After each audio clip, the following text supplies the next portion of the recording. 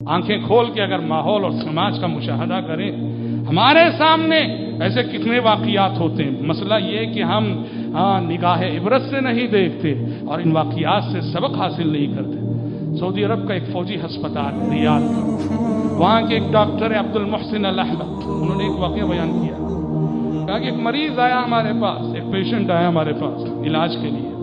مسئلہ یہ تھا کہ دل کے وال بلاک تھے اس کے۔ کہا کہ میں نے اس کا علاج کیا، آپریشن کیا، کہا کہ آپریشن پر اتنا سکسس نہیں ہوا، آپریشن کے باوجود اس کی حالت نازک بنی رہی۔ ہوا یہ کہ ابھی ہم دل کے اس مسئلے سے پوری طرح نمٹے نہیں کہ اس کا جو کلیجہ تھا، کلیجے میں ورم پیدا ہو گیا، دکھ پر دنبل، مصیبت پر مصیبت، اور ابھی اس سے ہم نمٹے نہیں۔ تیسرا مسئلہ پیدا ہو گیا، اس کی کڈنی فیل ہو گئی، اور ابھی اس مسئلے سے نمٹے نہیں۔ چوتھی مشکل دریافت ہوئی، اس کے معدے میں بہت بڑا پھوڑا نکل آیا۔ کہہ رہے حیران تھے ہم لوگ، آیا ہے ایک مسئلے کے لیے اور علاج جیسے جیسے چل رہا ہے ایک ایک نیا پرابلم سامنے آ رہا ہے۔ کہتے ہیں ہم حیران تھے کہ کیا ہو رہا ہے۔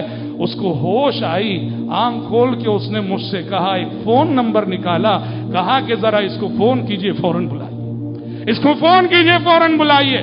ڈاکٹر عبد المحسن الاحمد کہتے ہیں میں نے اس نمبر پہ کال لگائی، میں نے کہا کہ بھائی آپ کون ہیں؟ یہاں ہسپتال میں ایک مریض ہے جس کا نام یہ ہے اور اس کی یہ صورتحال ہے، اور اس نے آپ یہ نمبر دیا، کہا کہ آپ سے بات کریں، وہ آپ کو بلا رہا ہے۔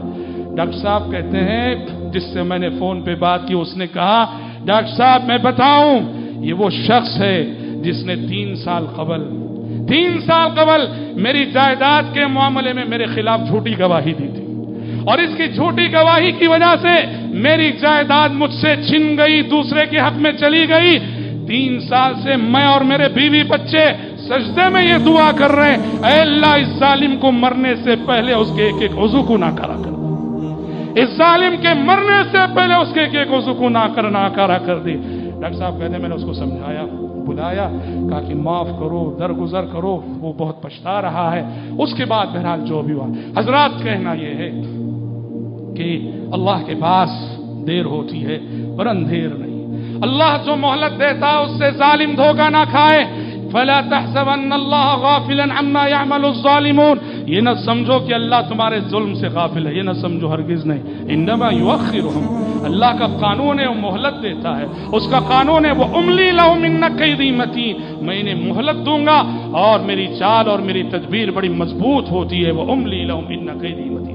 حضرات زندگی میں ظلم سے بچو، ہر چھوٹے بڑے ظلم سے بچو، ناحق کسی کی جان پہ حملہ نہ کرو، ناحق کسی کو ایک تھپڑ نہ مارو، ناحق کسی کی عزت و آبرو کو پامال نہ کرو، ناحق کسی کی تحقیر اور تذلیل نہ کرو، ناحق کسی جائیداد پہ قبضہ نہ کرو، ناحق کسی کا مال اپنے پاس روکے نہ رکھو۔